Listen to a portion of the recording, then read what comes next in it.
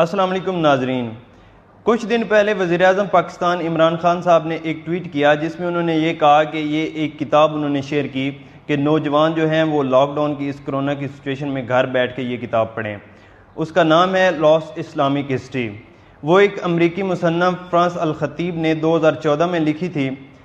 جن لوگوں نے وہ کتاب نہیں پڑھی تو میں نے سوچا کہ ایک شارٹ سمری آپ کے سامنے رکھ دوں۔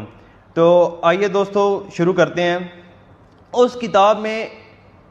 شروع کیا گیا ہے کہ جو عرب کے اسلام سے پہلے حالات تھے اس سے شروع کیا گیا وہ کیسے حالات تھے، مثلا کہ عرب کیسے رہتے تھے، ان کی کیا رہائش تھی، قبیلوں کی شکل میں رہتے تھے، اور اس میں یہ بیان کیا گیا کہ وہ ایک ریگستان میں رہنے والے عرب جن پہ بیرونی طور پہ کچھ زیادہ حملے بھی نہیں ہوتے تھے، قبضہ کی کوئی کوشش بھی نہیں ہوتی تھی، کہ ان کی وجوہات انہوں نے یہ بیان کی کہ گرمی ہی اتنی تھی، ریگستان تھا کہ کوئی ادھر جاتا ہی نہیں تھا، نہ رومن اور نہ پرشین۔ تو اس لحاظ میں 700 عیسوی تک وہ عرب جو قبیلوں کی شکل میں رہتے تھے انہوں نے کیا کیا کہ وہ پوری دنیا پہ قابض ہو گئے اور پوری دنیا پہ ان کی حکومت آ گئی۔ تو اس عرب کی کامیابی کے پیچھے وہ ایک نام لیتے ہیں حضرت محمد صلی اللہ علیہ وآلہ وسلم، جو 570 میں پیدا ہوئے اور اس کی ہی وجہ سے پوری دنیا میں اسلام پھیلا۔ 570 میں پیدا ہوئے، وہ یہ بیان کرتے ہیں کہ والد جو پیدائش ہے پہلے ہی وفات پا گئے، والدہ 6 سال کی عمر میں وفات پا گئی، اس کے بعد 25 سال کی عمر میں انہوں نے شادی کی، یہ تذکرہ کیا گیا ہے۔ پھر انہوں نے یہ کہا کہ 40 سال کی عمر میں ان پر وحی نازل ہوئی، اسلام کا انہوں نے کہا کہ اسلام دین ہے۔ اس کے بعد جو مکہ والوں نے جو بھی ان پہ ظلم کیے وہ سارا بیان کیا گیا ہے۔ پھر سفر طائف ہے، اس کے بعد مدینہ کی طرف ہجرت ہے، اس میں کتنے بھی یہ ساری ہسٹری بیان کی گئی ہے، اور اس میں مدینہ کے بعد انہوں نے جو بھی جنگیں لڑیں، غزوات ہوئے، وہ سارے بیان کیے گئے ہیں۔ پھر فتح مکہ ہے، بالکل غیر خون خرابے کے بغیر انہوں نے فتح مکہ کیا۔ تو یہ سارا اس وقت ان کی تقریباً عمر بتائی گئی ہے کہ 60 سال تھی حضور صلی اللہ علیہ وسلم کی جب فتح مکہ ہوا۔ تو اس کے بعد 632 میں حضور صلی اللہ علیہ وسلم وفات پا گئے۔ اس کے بعد خلفاء کا دور شروع کیا جاتا ہے جس میں حضرت ابو بکر پہلے ہیں، 632 سے 634 تک ان کی جو خلافت تھی، اس میں ان کا یہ بیان کیا گیا ہے کہ حضور صلی اللہ علیہ وسلم کے جانے کے بعد جو بھی امت پہ مشکلات تھیں، امت کو اکٹھا کرنے کا جو مشن تھا وہ ابو بکر رضی اللہ تعالیٰ عنہ نے بہترین طریقے سے انجام دیا۔ اس کے بعد ایک جھوٹا جو نبی جس نے دعویٰ کیا مسلمہ کذاب، اس کے خلاف جہاد کیا، زکوٰۃ نہ دینے والوں کے خلاف جہاد کیا، قرآن مجید جو ہیں وہ ایک ریٹن فارم میں لے آئے۔ تو یہ ایک مین کارنامے تھے۔ حضرت ابو بکر کی وفات کے بعد عمر کا دور آتا ہے جو 634 سے 640 تک ہے۔ اس میں حضرت عمر کی 2 جو خصوصیات ہیں وہ بیان کی گئی ہیں۔ ایک یہ ہے کہ انہوں نے تقریباً پوری دنیا پہ اسلام کا جھنڈا گاڑ دیا تھا۔ ایران، عراق اور جتنے بھی یہ ممالک ہیں جس میں افغانستان، تاجکستان، پاکستان یہ سارے لے سکتے ہیں، اس میں انہوں نے یہ شامل کیا کہ اسلامی سلطنت انہوں نے اتنی زیادہ پھیلا دی تھی۔ پھر دوسری خصوصیات وہ یہ بیان کرتے ہیں کہ ایڈمنسٹریشن، مثلا کہ جو انتظامی اصلاحات تھی وہ حضرت عمر کی جو آج کے دور میں بہت مشہور ہیں، مثلا کہ پولیس کا نظام، اس طرح ڈاک کا نظام، فوج کا نظام، یہ کتنے بھی ایک نظام جو حضرت عمر نے اس وقت متعارف کروائے تھے، یہ بہت مشہور ہیں۔ اس کے بعد حضرت عثمان کا دور آتا ہے، اس میں جو بھی انہوں نے کیے کام، ان کے دور میں تھوڑا سے تضادات اور تھوڑے سے مسائل بھی اسلامک ہسٹری میں نظر آتے ہیں۔ انہوں نے بھی بیان کیے ہیں کہ انہوں نے اپنے رشتہ داروں کو مختلف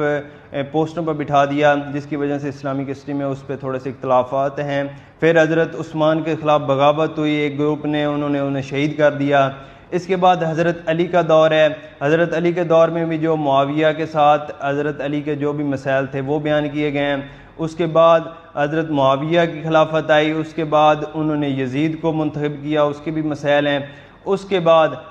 یزید ہیں اور حضرت حسین ہیں، ان کے خلاف ان کی جو آپس میں کانفلکٹ ہوئی اور کربلا کا جو واقعہ ہوا ہے وہ بیان کیا گیا ہے۔ اس کے بعد پھر جو امیت تھی، مثلا کہ امیر معاویہ کے جو ماننے والے تھے انہوں نے پھر خلافت قائم کی۔ اس کے بعد انہوں نے مروان ہو گئے، مالک ہو گئے، انہوں نے اپنی خلافت قائم کی، کافی عرصہ تک قائم رہی۔ اس طرح 711 میں طارق بن زیاد نے اسپین فتح کیا، اسی کے دور میں ساتھ انہوں نے یہ کہا کہ اسی وقت برصغیر میں محمد بن قاسم نے سندھ پہ حملہ کیا اور راجہ طاہر کو انہوں نے شکست دی۔ امید تھے، ان کے جو زوال کی جو ان کی مسائل تھے وہ عباسیز نے ان سے فائدہ اٹھایا، جو غیر مسلم کے ساتھ ان کے جزیے سے جو مسائل تھے ٹیکس کے نظام سے، وہ عباسیز نے فائدہ اٹھا کے انہوں نے امید کو شکست دے کے عباسیز آ گئے۔ اب عباسیز امید کے دور میں بہت ساری اسلامک سلطنت پھیلی، لیکن عباسیز کے دور میں یہ جو خصوصیات بیان کی گئی ہیں وہ اتنی زیادہ سلطنت نہیں پھیلی، لیکن عباسیز کی جو خصوصیات بیان کی گئیں وہ یہ ہے کہ اس کی ریسرچ، سائنس اور تعلیم کے شعبے میں ان کی جو خدمات ہیں وہ بہت زیادہ ہیں۔ جب عباسیز نے 750 میں بغداد پہ قبضہ کر لیا، مثلا کہ امید سے چھین لیا پوری اسلامک ریاست، اس کے بعد یہ ہوا کہ جو بھی اسلامک تعلیمی نظام ہے، جو بھی ریسرچ کا نظام ہے، جو بھی عباسیز کے جتنے بھی دور میں وہ سارا بیان کیا گیا ہے، مثلا کہ البیرونی ہو گیا، عمر الخیام ہو گیا،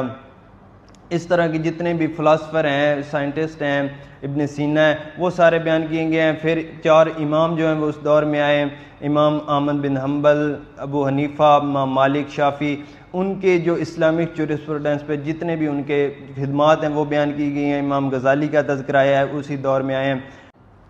اب یہ 300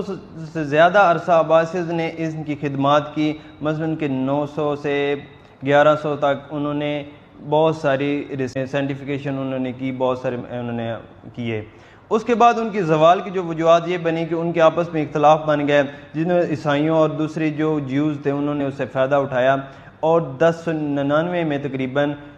جو بیت المقدس تھا اس وقت انہوں نے عیسائیوں نے فتح کر لیا، اور وہ حضرت عمر کے دور سے مثلا کہ وہ بیت المقدس ہمارے قبضے میں تھا مسلمانوں کے، تو وہ اس وقت چھین گیا ہم سے۔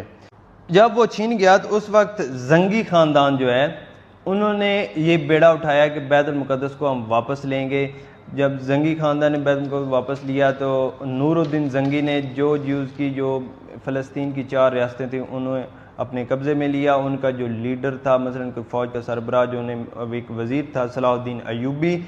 انہوں نے پھر بیت المقدس کو دوبارہ 1187 میں حاصل کیا اور پھر مسلمانوں کے قبضے میں آیا۔ اس کے بعد منگول کا ذکر آتا ہے کہ انہوں نے ایک اپنی سلطنت قائم کی۔ انہوں نے جو منگول کا مسلمانوں کے خلاف جو پہلا معرکہ مثلا کہ آمنے سامنے ہوئے وہ تقریباً 1222 میں ہوئے، اس وقت مسلمانوں کو شکست ہوئی، اور چنگیز خان جو منگول کا سربراہ تھا وہ بیان کیا گیا ہے کہ وہ 1225 کے تقریب وہ مر گیا۔ اس کے بعد اس کا اگدئی خان جو اس کا بیٹا تھا اس نے حکومت کی، تو وہ بھی 1241 کے قریب وہ بھی مر گیا۔ اس کے بعد جو عیسائی تھے وہ بیت المقدس کو دوبارہ اپنے لینے کے لیے انہوں نے منگول سے مدد کی۔ جو منگول کا اس وقت انہوں نے جو فوج دی اس کا سربراہ ہلاکو خان تھا، جو منگول نے عیسائیوں کو دیا کہ تاکہ بیت المقدس کو دوبارہ عیسائی اپنے قبضے میں لے سکیں۔ ہلاکو خان نے 1258 میں تقریباً بغداد پہ حملہ کیا، اور اس وقت کتنی بھی ریسرچ تھی، مسلمانوں کی کتابیں وہ ساری تلف کر دی گئیں، دریا میں پھینک دی گئیں، اور اس طرح مسلمانوں کی کتنی ریسرچ تھی وہ ساری ضائع ہو گئی۔ اس کے بعد اندلس کا ذکر آتا ہے، جس میں عبد الرحمن جو امید سے عباسی سے بھاگ کر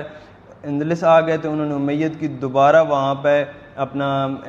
خلافت قائم کی، سارا نظام حکومت کا قائم کیا۔ اس طرح وہ امید کا دوبارہ تھوڑا سا تذکرہ آتا ہے۔ اس کے بعد چین کا ذکر آتا ہے کہ کیسے اسلام چین میں پھیلا۔ حضرت عثمان نے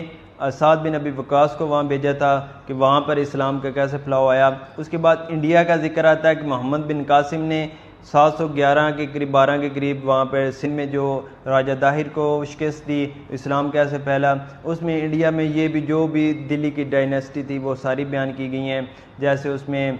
خلجی تھے، تغلق تھے، سید ڈائنیسٹی تھی اور لودھی تھی۔ اس کے بعد مسلمانوں کے عروج کا دور بتایا جاتا ہے کہ عثمانیوں نے بیزنٹائن امپائر کو شکست دے کر خلافت عثمانیہ کا قیام کیا، اور اس میں برصغیر میں دیکھتے ہیں کہ مغل نے 1526 میں بابر نے مغل امپائر کا جو